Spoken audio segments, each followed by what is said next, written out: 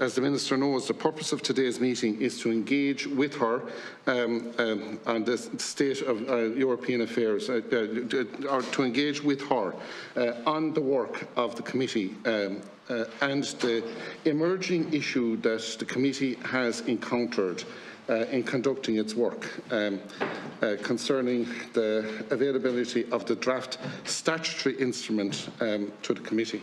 So with that, I know the Minister has an opening statement, so I invite her now to read her opening statement. Thanks, Minister. Thank you, Chair and Senators, and thank you again for inviting me to meet with the committee today to discuss the issues regarding the transposition of EU directives. The committee's letter of invitation indicated a wish to discuss the provision of draft statutory instruments to the committee by departments, as well as the matter of their publication by the committee. And I received a letter from the Cathaoirleach, Senator Buttimer, on behalf of the Shannon Committee on Parliamentary Privileges and Oversight, and my remarks today are intended as a response to the different concerns raised. I am aware that this committee's orders of reference also were extended on the 9th of July to include oversight of infringement actions against Ireland, including where financial penalties have been applied, and I'm very enthusiastic to speak to the committee about this. I think there's very good work that we can do. I agree that it's entirely right the Houses of the Oireachtas should hold the Executive to account for not transposing EU law on time or incorrectly. However, I also think it's worth highlighting, and that is also the objective of the Government.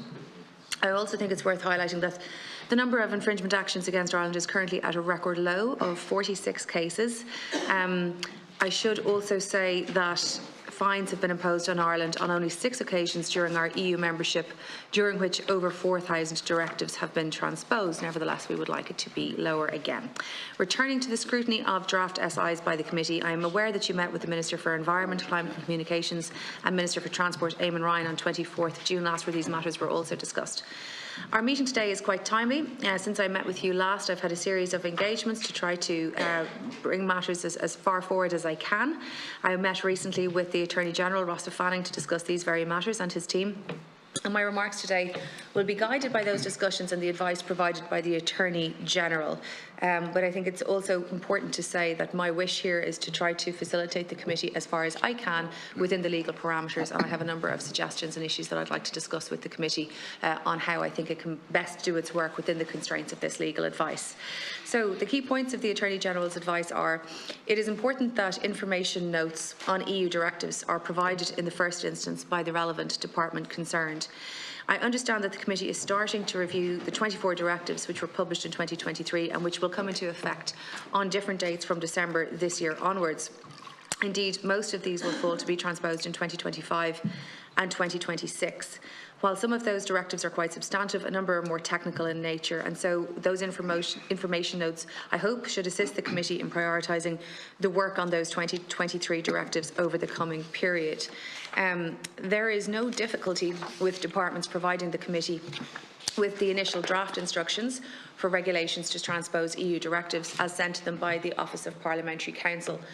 That should represent the substantive policy, if not quite settled policy, of the department on particular directives. And that is, of course, after the major substantive work in agreeing the directive in the first instance has already been done much further upstream. And again, I'd like to discuss the committee and its opportunity in relation to that, where the policy is actually fully settled in large part. Those initial publications can then be examined by the committee, may also be published by the committee, and also forwarded to the relevant joint sectoral committee for detailed scrutiny should this committee so decide. The difficulty is this, that the subsequent drafts of such regulations exchanged between the OPC and individual departments represent a form of legal advice in the same way that draft bills back and forth between the department and the OPC and Attorney General's office represent an iterative legal advice process, and at that point it becomes legally privileged. Those then are therefore subject to legal professional privilege in a manner similar to legal opinion prepared in any other way, but in particular in relation to that stage between the publication of heads or general scheme of bill and the drafting of the bill until it's published as a bill. And so that is protected by legal professional privilege. Unless and until a minister makes the regulations, every iteration of the draft regulations, stamped or unstamped, is subject to legal professional privilege, and so it can't be provided to the committee. Only the regulations made by a minister can be provided to the committee, apart from the initial draft by the department I stated earlier. So I know what the committee had wanted and what we had was that to have available, as I understood it, to have available at every stage access to the iterative process. That may or may not be so.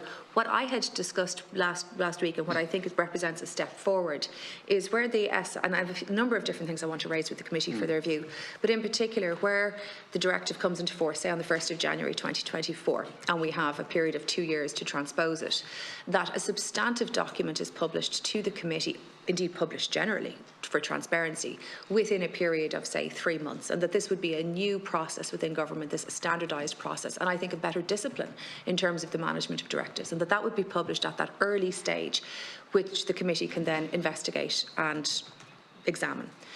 What's difficult is the period after that, where there's any iterative process between the Office of Parliamentary Counsel in terms of the subsequent drafting of the SI and the final publication of that. That part is difficult in the same way that it's difficult with a piece of primary legislation. But what we can do an awful lot better is publish because I think the committee was right to highlight in its concerns around the late publication of SIs, where there's no opportunity for scrutiny, including by the Minister, where the difficulty with timeliness generally in terms of avoiding fines, and there is, and I'll come back to it in my formal notes, a new approach by the Commission, which is essentially to impose fines or impose a problem from the very day, from that, you know, in a way that it hadn't before. So to try and do that earlier, and I think that would be a better process generally for the discipline of government, but also better for this committee. So what I'm saying is that we can do some, but not everything. And I think we can do the some an awful lot better, and it would give this committee a much stronger role. But forgive me, let me continue with my formal notes. So anyway. So 1 year or more into the life of this committee, I think it's important that there's clarity and legal certainty around what may or may not be provided to the committee in its work. I also think that certainly my intention as Minister is to do the best that I can by the committee to ensure that it is getting information that can be useful to it, and also do the best that I can to make sure that the departments are transposing directives in a timely way. Now, while I have settled, we now have sort of settled advice by the attorney on the matter. Following our meeting today, I will write to different ministers, to all of the ministers, to advise them of the AG's approach. But again, and this is really, and I have begun this process with the departments last week, impressed on them the need for much earlier engagement with this committee in regard to their respective directives. I will be encouraging ministers, and indeed have spoken to many already, and the departments where possible, to provide the initial draft where possible 6 months before the deadline to provide the committee. But to be honest with you, I think we can do better than that, and that is something that I would like to talk to the committees about, and it depends on the nature of the directive, and there's quite a lot of work that we can go into in terms of getting this right. So I'd be flexible as to the timelines. What I'm trying to do is improve the process. I might turn briefly to the additional new powers of the committee to oversee infringement actions against Ireland, particularly where financial penalties might be applied. I recall there are currently 46 infringement actions against Ireland. Now, that is an all-time record low for the country, but not necessarily anything to be proud of. It should still be as close to zero as possible, and it certainly represents a better standing than many of our counterparts in the European Union. But nevertheless, as committee members are aware, we want that to be lower compared to other member states. Others have well over 100 live cases, for example. Nevertheless, we want it to be lower. And last week I chaired a meeting of the Interdepartmental Committee on EU Engagement, and at that meeting we went through in great detail the infringement cases currently against Ireland. Of those 46 cases, not all are at the more serious end of things. Some 15 are awaiting closure, in fact, from the Commission. And the departments have actually transposed 15 of the directives in question, in many cases more than a year ago. And so we're simply waiting for the Commission to formally close the case. I have tasked ministers and their departments to engage urgently with the relevant Commission services to seek early closure of those cases. So I expect, and that is happening this week and next. And so I expect in the coming months the number of live infringement cases will continue to fall. And just by way of example, that may very well be something where the department has completed all of the tasks asked by the different directors, by the Commission, but the file hasn't been closed, either just because of the passage of time, it hasn't been followed up, or because because the Commission may be treating Ireland as one of a number of countries that it is waiting to resolve en masse, and that Ireland is simply stuck in that group. But what I was keen to do was examine these 46 cases in better detail so that we wouldn't treat them all the same way in our minds, and actually separate them out and what were the actual issues that were blocking or not blocking the closure of the file. And so I do expect, with some management, that number to fall. But so it's 46, 15 of which are essentially closed but require closure by the Commission. And then I have gone through the other ones, and I'm happy to discuss it with the committee. I'd like to thank you for the opportunity to come here again, Senator Conway, and the opportunity to clarify the legal position from the Attorney General, and then to discuss perhaps what we can do to better enable this committee to have a role at an earlier stage. What I would impress, though, both from my view, for the committee, but indeed for the different government departments, that the real opportunity to influence the work done is prior to the directive being agreed between the Council and the Parliament. That is where the departments must play a stronger and better role upstream in terms of the communication of what's going on. But it is also an opportunity for this committee, and indeed the sectoral committees, to engage in a much more structured way at that stage, because of course that is where the substantive policy lies. And once the directive is agreed between Ireland and the Parliament, Ireland as part of the Council and the Parliament, essentially the settled substantive work is done. And it isn't really for Ireland or its legislative processes to reopen or relitigate, as it were, that question. We don't have that competence. So I'm trying to find different ways where the committee can have a stronger role, and I do suggest that that's a body of work that we also examine. Yeah, thank you very much, Minister. And just at the outset, I'd just like to acknowledge your commitment to this committee since you've taken up your new role as Minister. You have genuinely taken an approach of transparency and to assist this committee as much as you possibly can, and that's important. And whatever the engagements are here, I think that that personal commitment from yourself must be acknowledged, and I'm very happy to do it as Chair of the committee. So I'm going to start with Senator McDowell. Welcome to the Minister and her officials. I just want to, if I can deal with the easy point first. The Minister said that she chaired a meeting last week of the Interdepartmental Committee on EU Engagement.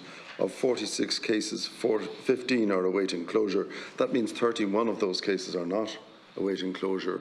And, in respect of them, there seems to be no reason why we shouldn't be briefed on them in detail, each of them.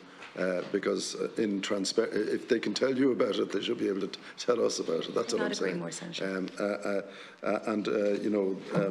So on that front, I think that a briefing on all of them, but particularly we would be interested in the ones which are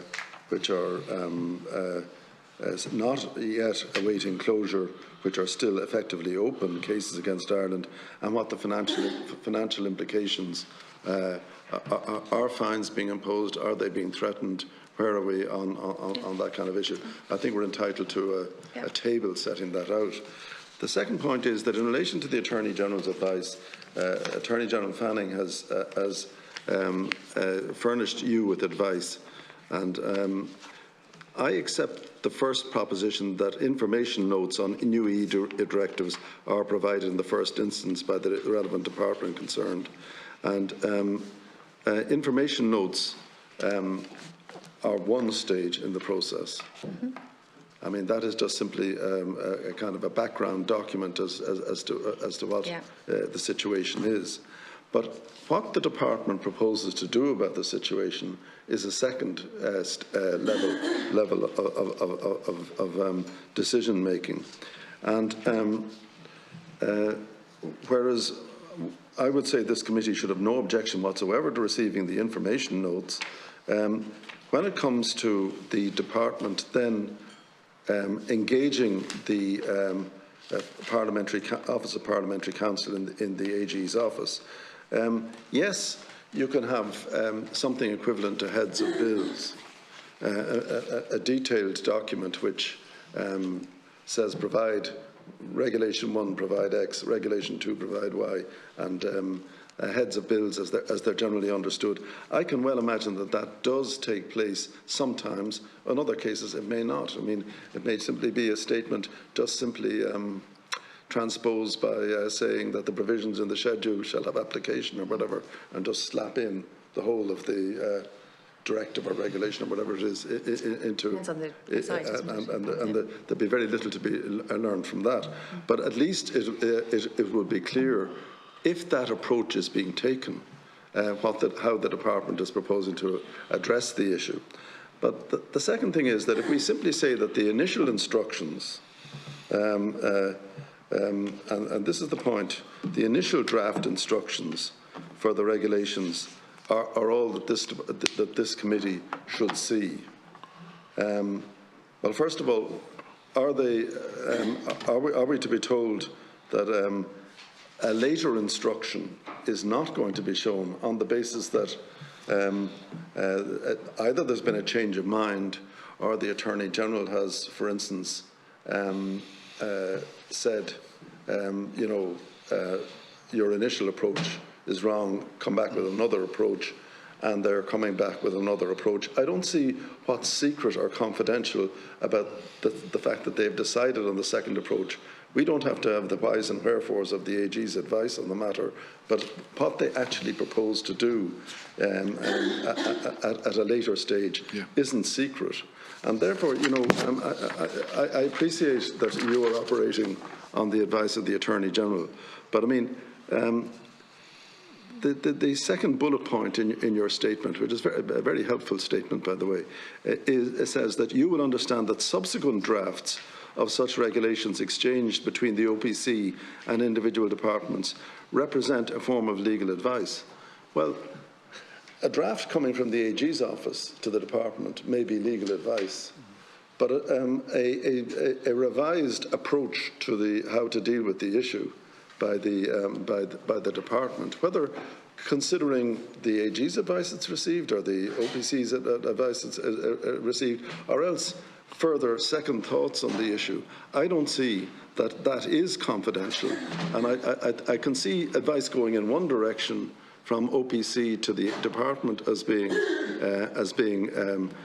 legal advice from the AG's office, just as they make the point, just as advice from the AG's office or the OPC's advice to a department prior to the drafting of or the publication of a bill is privileged.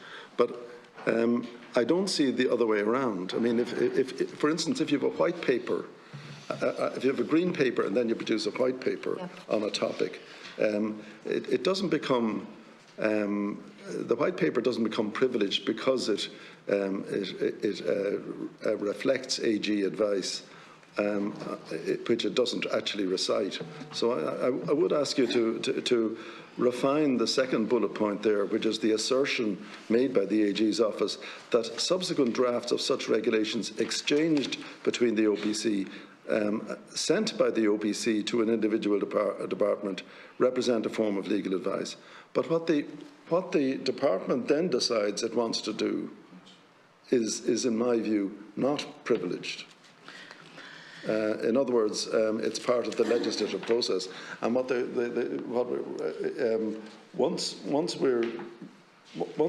the department makes its mind up, the fact that it's subsequent to a first document doesn't seem to me to impress it with a confidentiality legal privilege status. So I would be prepared to concede that one-way traffic on that street from OPC to the department is privileged, but the other way, traffic down the street from the department to the the minister and to the OPC and to anywhere else, and to other government departments, I don't see is privileged in that sense. So I think that your second bullet point, which doubtless reflects the Attorney General's advice, is too extensive. To say that the exchange is, that anything exchanged is privileged, I can't, and amounts to advice, I don't accept that proposition. If a lawyer advises me to do something, that's advice. If I then communicate to some third party or whatever that I am going to take a different course, That is not privileged, even if it's taken on foot of the AG's advice. So the third point is that unless and until a minister makes the regulations, every iteration of the draft regulations, stamped or unstamped, is subject to legal professional privilege and cannot be provided to the committee. I don't accept that proposition at all. I think that's a huge overstatement of the extent of privilege.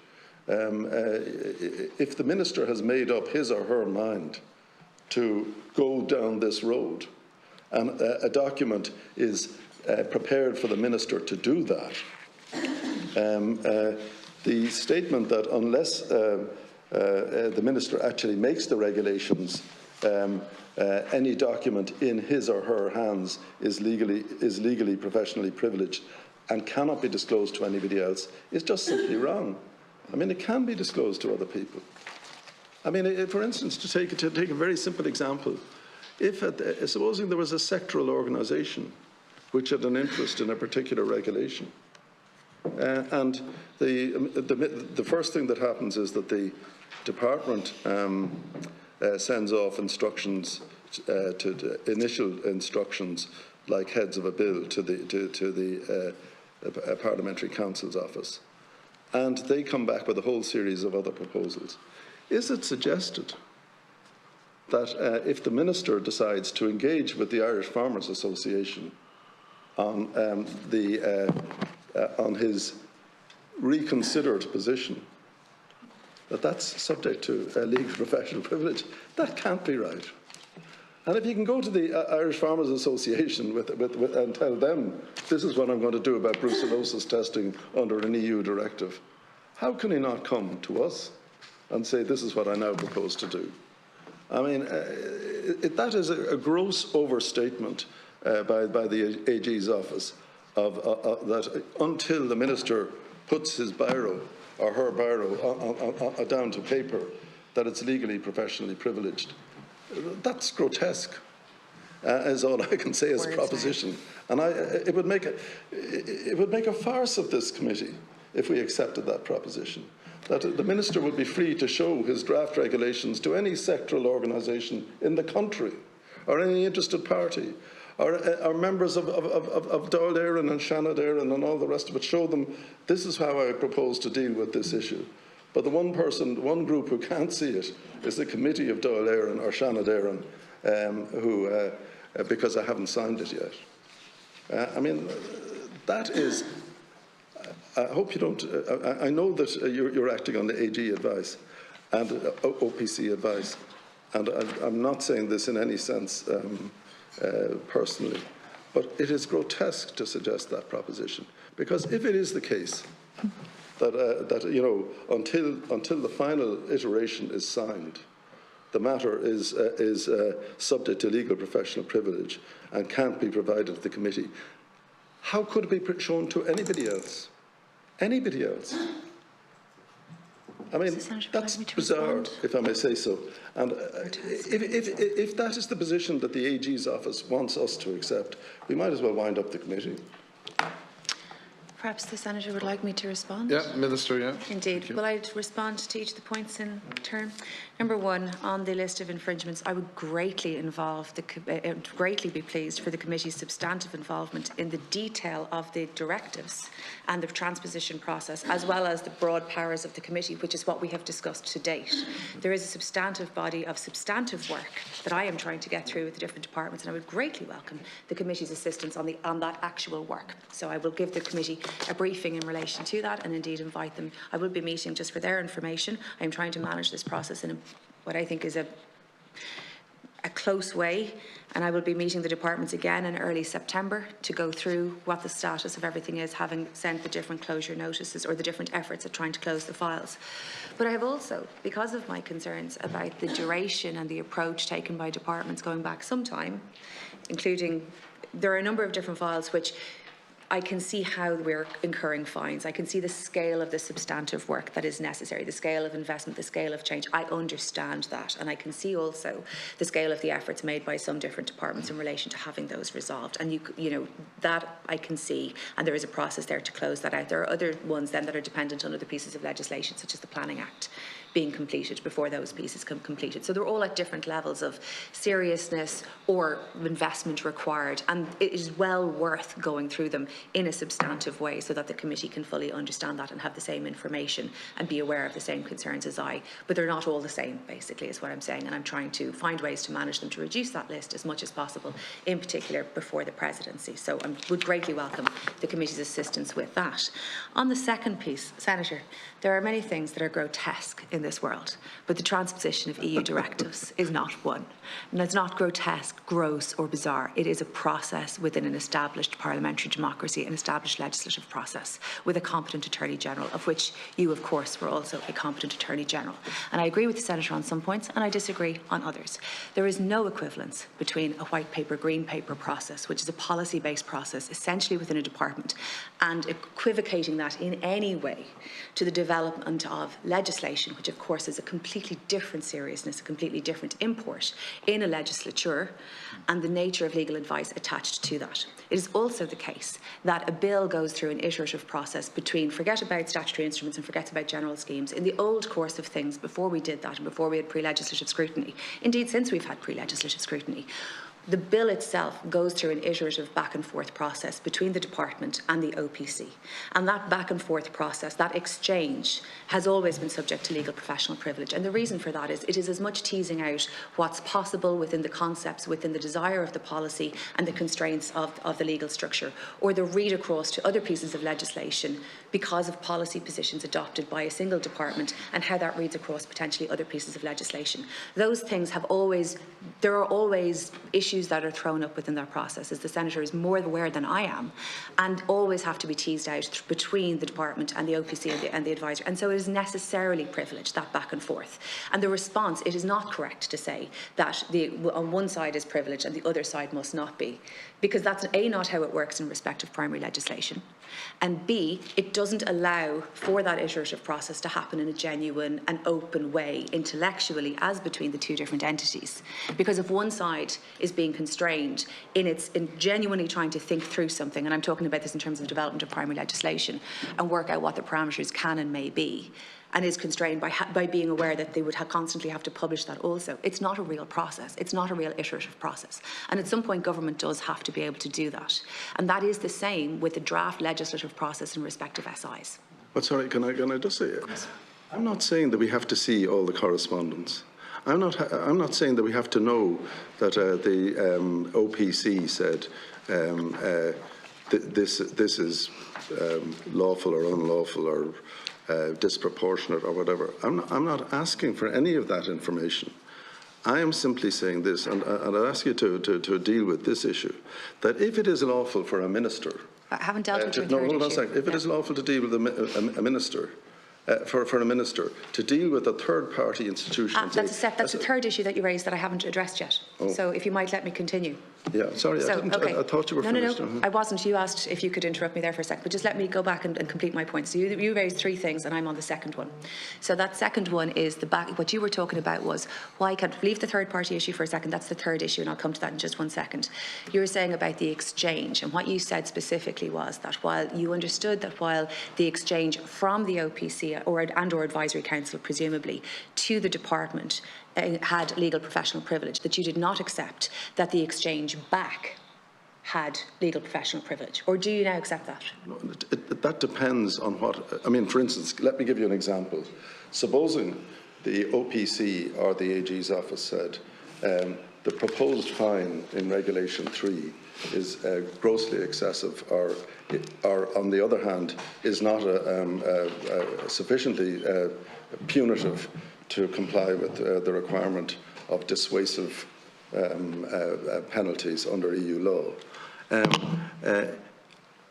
That dialogue between them, I've no problem with, saying that that's a matter of privilege.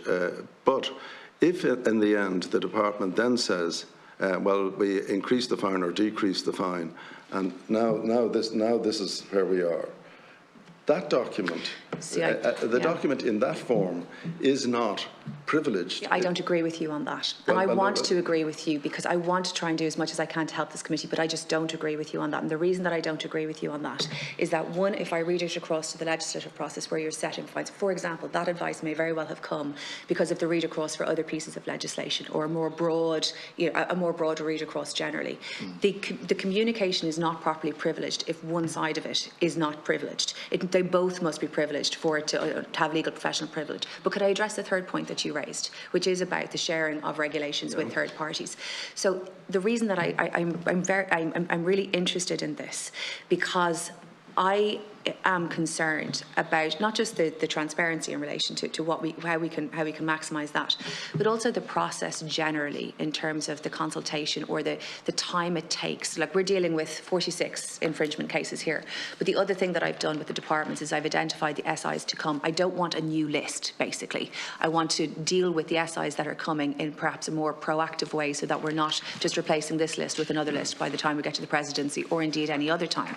So what I've specifically asked is, I've identified, having gone through all 46 with the government departments, I've specifically identified, I think 5 or 6, I can't remember exactly, where I was concerned about either the detail that I was given by the department or the process or the timeline, and I've asked for a deep dive into the background of those files so that I can understand why they took as long as they did, what the processes were, what, for example, it may very well be entirely justifiable that it took that length of time. So, for example, that there was a consultation with this external body and this external body and this external body, and the timelines were such. Could those timelines have been managed better is a question.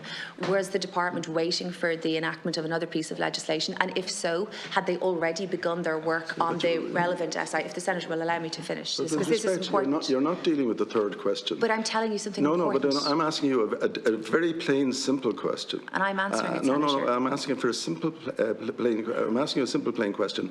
If it is all right for a minister to show a draft statutory instrument to an interested sectoral body, how is it wrong for him to show it to us in this committee? Senator, the point that I'm trying to get to answer your question, is that I'm specific. I would like to spend more time reflecting on that. And one of the ways that I think I can usefully do that is by investigating the process to date and the extent to which there has been outside consultation and the circumstances under which that was understood, and whether or not privilege was indeed attached to that or not. And I think that I can get a better answer and perhaps a different, better outcome by having had a historic look back or 5 or 6 different cases. Sorry, I haven't finished, Senator. I haven't finished, Senator. The reason that I want to do this is I think that I would like to, I have a question in relation to that. When I said to you I didn't agree with you on the first point, I have a question that's unresolved yet in my mind.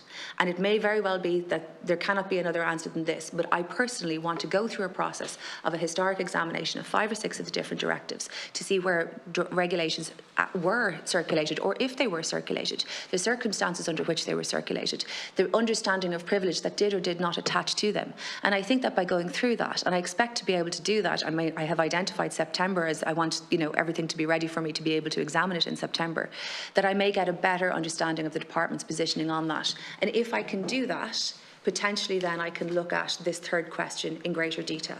So I'm asking the Senator, while I disagree with him on the second point, I'm asking the Senator to just let me work a little further on the third point. And it may be that I come back with the same answer, but it may not be.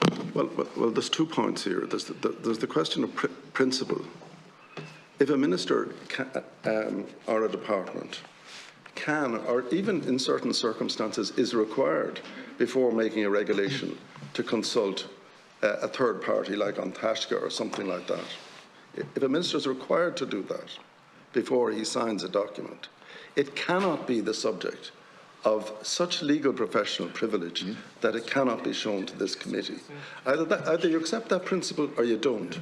Sorry, I don't deal in black and white, and I don't deal in the theoretical. I deal in trying to establish as much data as I possibly can. For example, are all of those bodies statutory bodies, or are they external bodies that are not statutory? Take on Tashka. Who have to be consulted on some issues. So this is exactly what I'd like to get in. And the Senator would either like me to give every answer today, or he'd like me to do more work. No, I'm not. I'm asking you. I would like to do more work on this. And I'm not accepting anything on principle because I have more work to do. Through the Chair, I have asked a simple question of principle. And I'm being told that it can't be answered because you haven't looked at practical examples. The third bullet point says, and let's read it again, unless and until a minister makes the regulation, every iteration of the draft regulation, stamped or unstamped, is subject to legal privilege, professional privilege, and cannot be provided to the committee. Only the regulations, when made by a minister, can be provided to the committee, apart from the initial draft prepared by the department, as I stated earlier. That's what you have said to this committee today. And I am saying that if that is correct, it means that, that no minister who goes to an outside body and says, this is what I'm proposing to do, can act lawfully, because presumably, if he's prohibited from showing it to us, he's prohibited from showing it to a sectoral organisation. I'm just going to bring the Minister in on this. I'm conscious that the Minister has to leave at 2:30, so, and I want to bring others in as well. So, Minister, you might just respond to that. First of all, what I said was a version of that, and I softened it to specifically say that I would come back to the committee later in my remarks on this because I wanted to address it further. But in the meantime, bear in mind, we're going to see nothing until it's law. Yeah. Well, you have a minister here through the chair who actually wants to work and get as much possibly done for this committee, and I am asking for the opportunity to do more work that I think would be of benefit to this committee. So you can either work with me or... Okay. Senator Daly. I appreciate the Minister's bona fides on this. I know she wants to make this work because this is going on for 50 years. Yes. And this committee, which we sought to have established, and I fought hard for this committee to be established, was a cabinet decision. And the title of the committee is the Shannon Select Committee on the Scrutiny of Draft EU-related Statutory Instruments. That's what we're supposed to be scrutinising. And the Attorney General, previous Attorney General, at a cabinet said it was okay for the Oireachtas to have a committee to scrutinise EU draft statutory instruments, means that they are not signed into Irish law as at that stage. What this Attorney General is now saying is actually you're not allowed to see the draft laws, you're not allowed to see them. The Minister will sign them into law and then you can have a look at them then. Is that the advice we're being given? Is that what we're being told? Minister. And can I just say, so like what I'm saying is, and the reason this committee was set up was about transparency and people having confidence that the government were making laws in an open and transparent manner. And this committee was about scrutinising those laws in advance to make sure that they were done correctly. The worst example of that being done and laws being made in secret without any committee, TD or senator ever seeing it, and I've said it and I'll say it again, was the first law in the history of the state on organ donation, which was 36 pages long. No health committee saw it, no TD or senator saw it, signed into law without anybody seeing it. Does that sound like open and transparent government? It is not. That is not what it is. And that law was so badly drafted and got so little scrutiny that 2 years later, the same health department went off and added 16 more pages and got another minister to sign it without anybody seeing it, and it was signed into law, again without any TD or senator or any member of the public seeing it. This committee is set up to stop that happening. And what the Attorney General is now saying is it is okay for a minister to get a draft statutory instrument, which is about, and sign it into Irish law, and he is not allowed to share it with TDs or senators or any committee or the citizens of Ireland, worse still, that it will affect.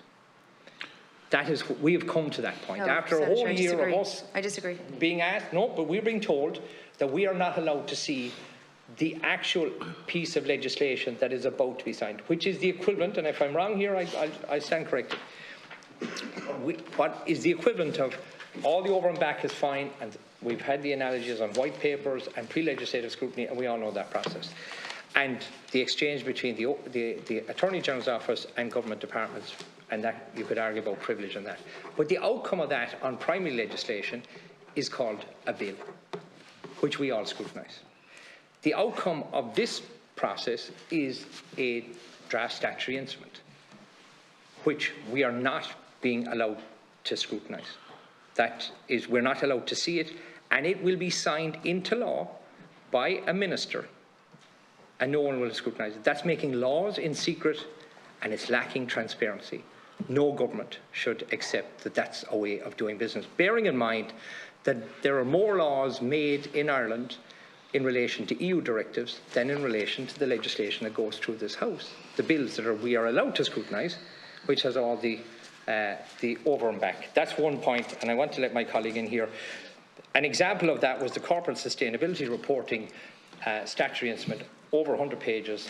We were asked for it, we never saw it, and it was signed into law by the Minister. It was reported in Morning Ireland on Monday morning, the 8th of July.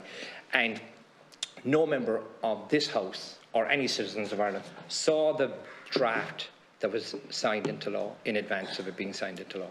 Okay, and finally, could we get a figure from the officials? What is the daily fine being imposed by late transposition of directives? I know there's fines of 10,000 a day, which is 3.6 million over a year. There are still fines outstanding. Am I correct in saying there's fines being incurred every day in the region of 10,000 a day? So this week it's 70 grand, and by the end of the year it's 3.65 million. Okay. How many of those kind of laws are? Yeah, I'll just let the Minister respond, and then I'll bring you in. No, could we bring in everybody so we can get it? It's up to yourselves, but I know the Minister had to leave. Can I just say, I appreciate the Minister's genuine. Let me answer it. Yeah, let me answer, because I think I can be helpful. So, Chair, if I may. Absolutely, Minister, and then I'll bring the other three colleagues. Sure, in. Okay, thank you. So, Senator, you know that I want to make this committee work as well as possible, and I hear what you're saying, but it's also the case that, from the way that you're saying, it's as though everything is being done in secret, absent any other processes. That that these pieces of law are being produced entirely in secret, without other processes coexisting with them. And let's not forget that's that not what I'm saying. I appreciate that, I'm but saying this all is the what I want processes to are being make done, sure that is not but so. the final piece of legislation, which could have different wording, is not being allowed to be scrutinised by TDs or senators or this committee or the sectoral committees who we are supposed to give them to. This is part of the question is around, first of all, this is the product of a legislative process in which Ireland is fully participating, in which Irish MEPs are participating, in which the Irish Government is participating, and which other Oireachtas sectoral committees have the power to scrutinise at a much earlier stage. So there is scrutiny happening at every level. There is also the opportunity, there is also existing post hoc annulment powers of the Oireachtas which remain untouched. No, I know that. No, genuinely, can I say this? And I know you got a brief, just a note from your officials. That has happened once in the history of the state, right? It is laid before the library. It requires a process that has happened once, and even that one didn't actually sustain itself. So for that to be put on the record and say we can annul it after, we don't want to annul legislation, we want to see it before it's signed into law. I agree with you, but I still have to state that these processes exist. The real trick is obviously to get involved upstream when the law is actually being scrutinised and developed between the Council and the Parliament. That is obviously the place where most of the work should be done, including by this Oireachtas, rather than after the fact. We're not giving the law that is about to be signed into place. And I am trying to work to do the best I can with you on that. But these things are not the only part of the legislative process. I'm very conscious of time now, Senator Higgins, Senator Riley, and then Senator Martin. Could I take the three together? So, Minister, I guess you were the one who introduced the idea of the analogy in terms of primary legislation. And that is, rather than the green paper, the white paper. When we talk about primary legislation, when we have, and the language, it's interesting, it's not actually draft statutory instrument, it's in our standing orders, which of course were agreed by government and are the standing orders of one of the houses of the Parliament. It's proposed statutory instrument. I think that's really important because who is exactly proposing the statutory instrument? Who is proposing this new law? The government.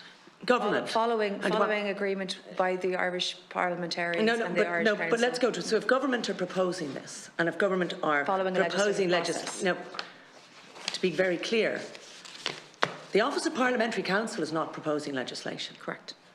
So if a department is proposing legislation in terms of a statutory instrument, if it is a proposal, then the key issue, the gap, the place where this committee was designed to sit, and the space which is now being encroached upon by this, I believe, overreach in terms of the advice from the Attorney General, is the space between a proposed statutory instrument and a new actual statutory instrument, which is law. So the gap here is between a bill and an act. So yes, back and forth may happen, and it may well be privileged in terms of the drafting of a bill. But a bill then is nonetheless published, and a bill is subject to a process of parliamentary scrutiny before it becomes an act. And the bill that is published, whether or not it reflects advice that may have come from the OPC, is published by and is therefore is a proposal from the government and the department in question at that time. So given that the government are proposing the bill, similarly, the draft or the proposed statutory instrument, that is the instrument that is about to potentially be signed by a minister, is proposed by government, and that document, the document in between, which may reflect, as a bill reflects, the advice of the OPC, that document is a proposed statutory instrument. What effectively the advice we're being told is, no, you can only see acts. No.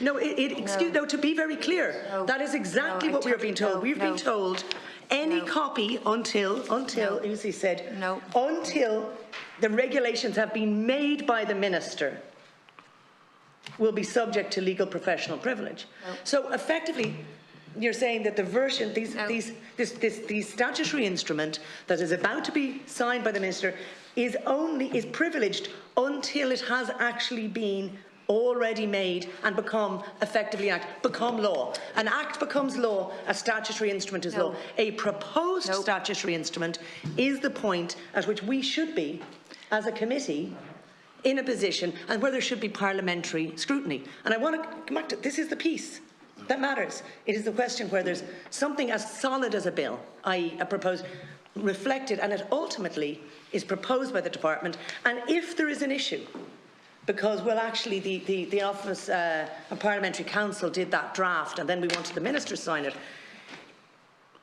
If there's an issue on the part of the Office of Parliamentary Counsel in between their advice and the drafting piece and the Minister signing that they're saying it can't, then, frankly, it is the job of government to insert a new piece into that process. So the department are responsible for the final written, the department write the final document, which is a proposed statutory instrument, and they can, the Office of Parliamentary Counsel doesn't have to choose to let us see that or choose to have that address parliamentary scrutiny.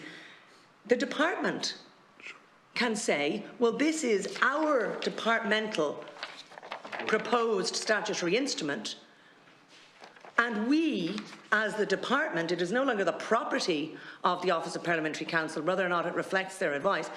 The department can share that, and indeed should share that. And this comes back really crucially, and this is why it's not a problem just for this committee. Nobody's here, for fun.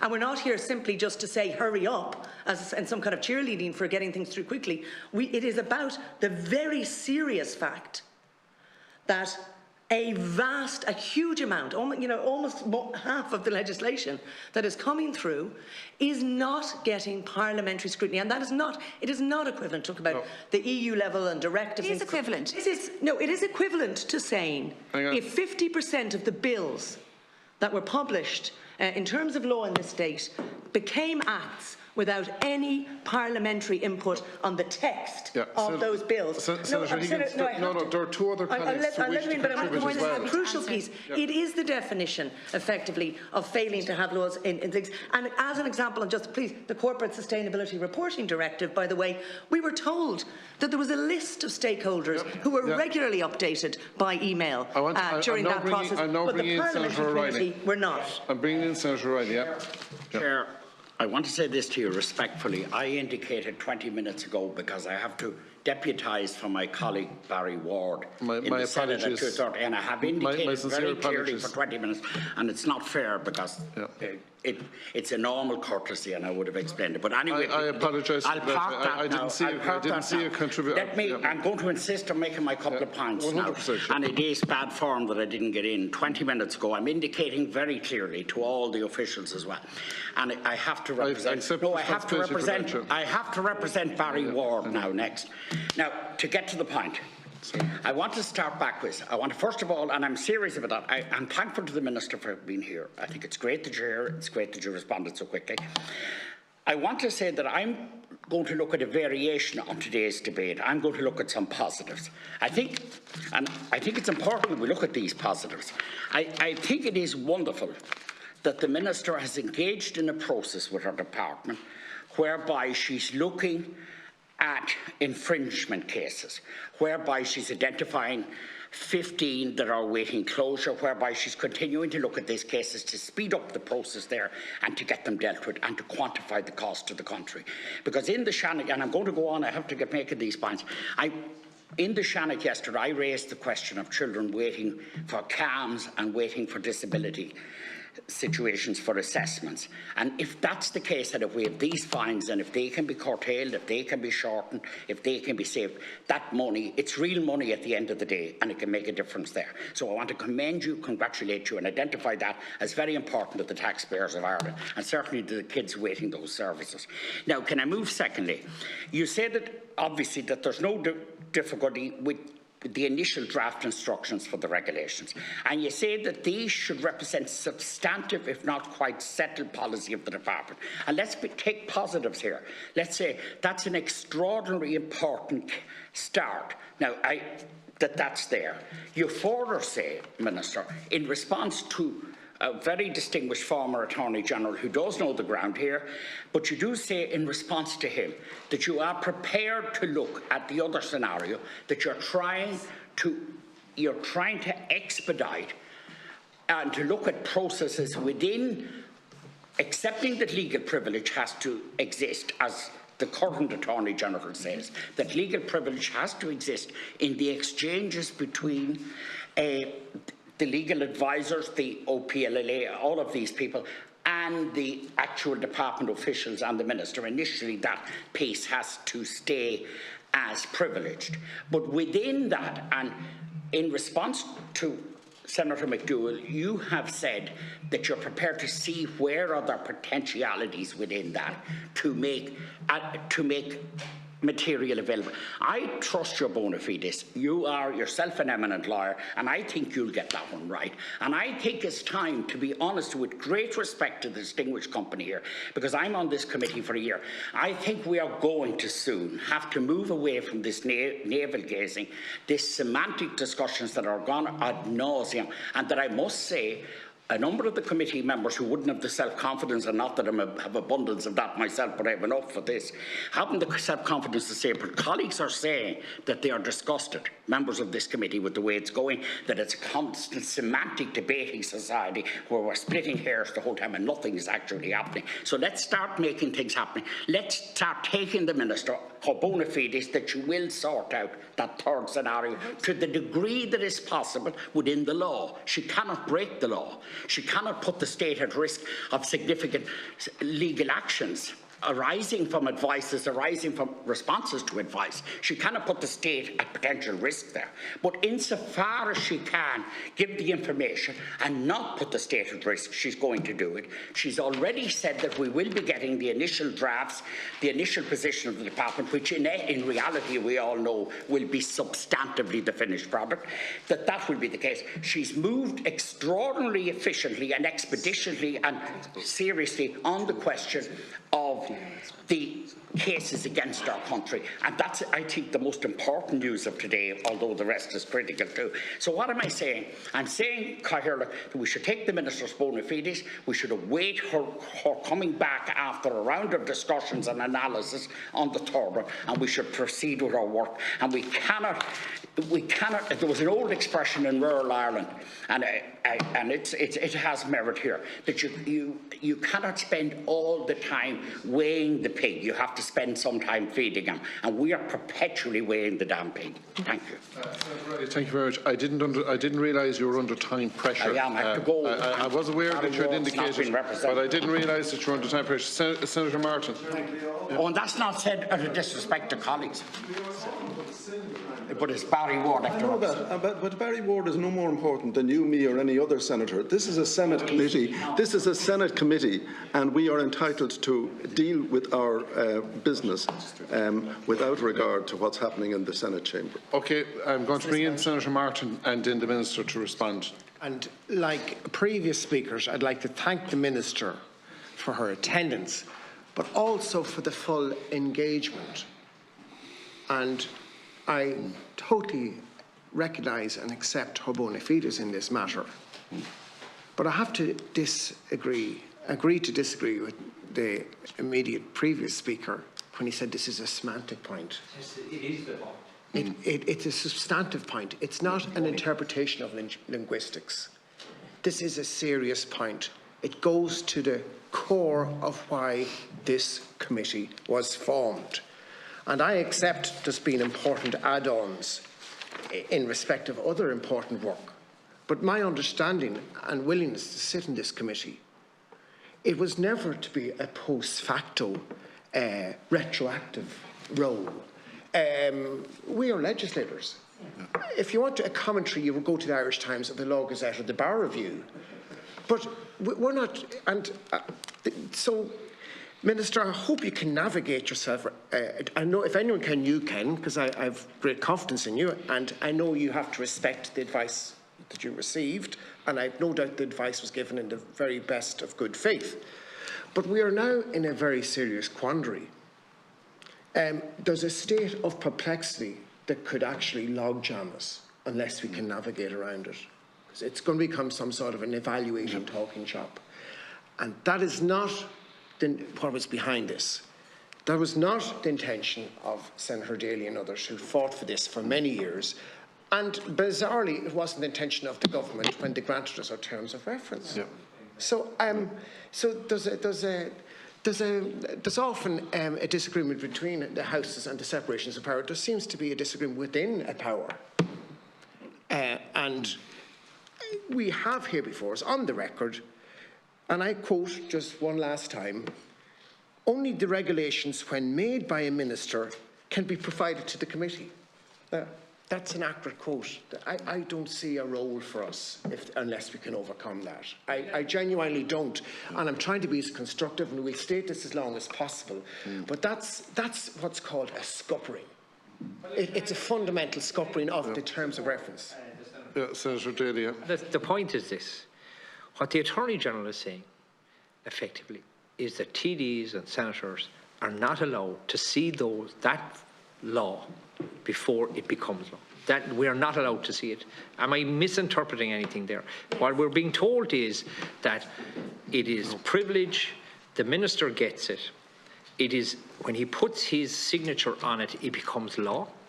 But what we are being told is that TDs and senators are not allowed to see that, not allowed to scrutinise it, not allowed to look at the may, shall, will, won't, until the minister signs it. And when the minister signs it, then we can look at it, and only then. Okay. I'm going to bring the minister in to respond to a whole range of different things here. If that's okay. The first is that perhaps I shouldn't have accepted the invitation, that it was premature for me to accept this invitation, and that I should have insisted that I wait until September or October, where I had the opportunity to do the body of work that I am proposing to do to attempt to be of assistance to the committee.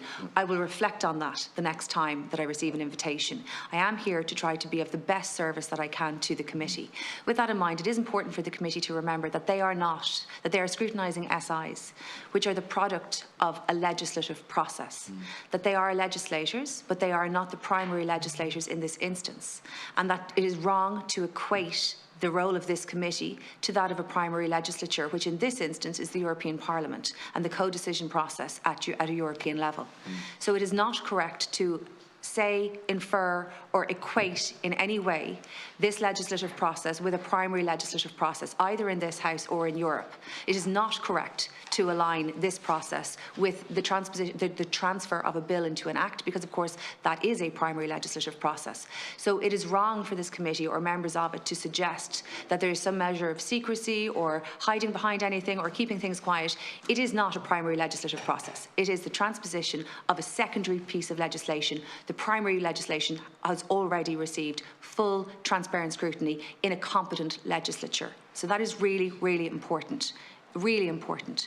However, I completely agree with the committee that the best measure of transparency possible is what I would like to see. And I am trying to work for the committee as well as with the committee to try to achieve that. Now, already I've managed to achieve a process update, which is a much earlier publication of not just an information note, but the draft statutory instrument. And I hope the committee would at least acknowledge that and to try to achieve that with government departments at a much earlier stage. That is what I am trying to work on for the committee, and to get that standardised process. If the committee, excuse me, Senator. It's the instruction that we're No, to be Senator. seeing. No, Senator. From any government department. And I believe it was the instruction. We have never that received just to committee clarify, on Minister. the committee. I cannot. Well, we have not received one. Am I correct, And I Chair? have been in this position for exactly how many weeks? I am trying to introduce a new process. Perhaps the committee would listen to the words that I'm saying rather than refer back to notes which I qualified as I read them. Listen to what I am saying. I am trying to introduce a new process for the future, both for the benefit of this committee, but also for the benefit of the management of SI processes more generally, for the benefit of the state, and making sure that they happen in a more timely way and that don't risk fines where they can be avoided. I am trying to get a process agreed across government for the committee, not just to get an instruction note, although to be honest with you, I think that would be sufficient on the more technical SIs, but there are others that I think require a more substantive document from the department, in essence the draft SI, to be published to this committee and more broadly within a specified period. I have suggested 6 months. I personally would like to try to get that lower because, to be frank, the committee, the work by the department should have been done upstream prior to the directive having been agreed. And by the way, the work of this committee and the sectoral committee should have been done upstream also. And there's a substantive opportunity for the committee to do that, not just be a post-fact, which by the way is the very essence of statutory instruments. It is of course post-fact. But there is an opportunity to do the upstream work also and to have a much more substantive role. I would like the departments to place their weight at that stage and their engagement at that stage, because that is the opportunity for Ireland to have more meaningful engagement on the outcome of of the directive. So there's that piece of work as well. But I am trying to introduce a process more broadly where the instructions, the instruction note, but much more importantly, the draft SI is published at an earlier stage. Because I'm conscious of your time, Minister. Senator McDowell, first of all. But I must say, though, that the next piece, though, is I am genuinely trying to work through to see what the history has been. And do you know what, Senator? Can I put your mind to rest? I have no doubt that you are trying to do your best on this. I have no doubt about your good faith. And I've never implied the opposite. I am deeply concerned about what I'm reading, because it reflects the Attorney General's view of this matter. That's what I'm worried about. And can I make another point to you? You've just said here on a number of occasions that all directives are the outcome of a legislative process. Up to a point, that is true. They are considered by the European Parliament. But many directives give to member states huge discretion as to how they implement the directives. And it's that discretion. I mean, if these things were simply regulations which we had to stamp and put into position, that would be one thing. But when it comes to directives in particular, member states are given very wide latitudes. They can choose between options A, B and C. They can choose to go further. They can choose to reject. They can do a lot of things. So it is not correct to say that every statutory instrument that's made under the EU Acts is something that has gone through a full legislative process. It certainly hasn't. The member state. No, let me finish. Okay. The member state has it's the primary duty to legislate on foot of directives. This is primary legislation done by statutory instrument. It's law, and I just want to emphasise that to you. Thank you, Senator. I do understand. Minister, precisely because of that is why I'm trying to get a process, and I can't determine this. I can only look for agreement to it to publish that draft SI, which is essentially going to be the policy direction that the department takes. I think it is right that the committee has that. I think it's totally appropriate, and I think they should have it at most early course. By the way, I think the general public should have it. So that is, but I know that's not what happened to date. I'm trying to do something different, Senator. There's one other thing, Minister, that I think that we don't intend to legislate or to take part in the legislative process. Our function is extremely limited. It is to look at a draft statutory instrument and to say, this is of sufficient importance. This is all we can do. Is to look at it and say, this is of sufficient importance that the sectoral committee should be warned in advance that something is coming down the track, and they should ask the Minister to explain why he or she is proposing to address it in the particular manner that has been signalled to us. That's all we're asked to do. Okay. It's a very, very narrow and limited thing. We're not here to second-guess any minister. So, just the Minister to conclude. And you can't let the ink dries in the regulation. and bearing in mind, Minister, you're only in your position, I think it's about 100 days. I'm making every allowance for that. And I very much think that you've not just hit the ground running, you've hit the ground speeding.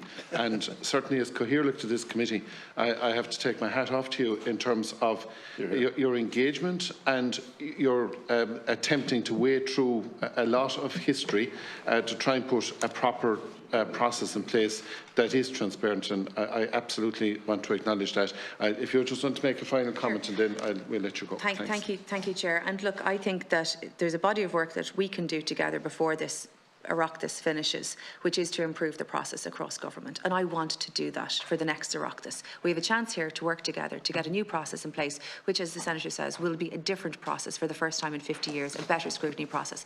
I will not be able to get you everything that you want, but I will be able to make it very much better if you will work with me. We will, Minister. And thank you, Minister, for accepting the invitation. I think we've made great progress here.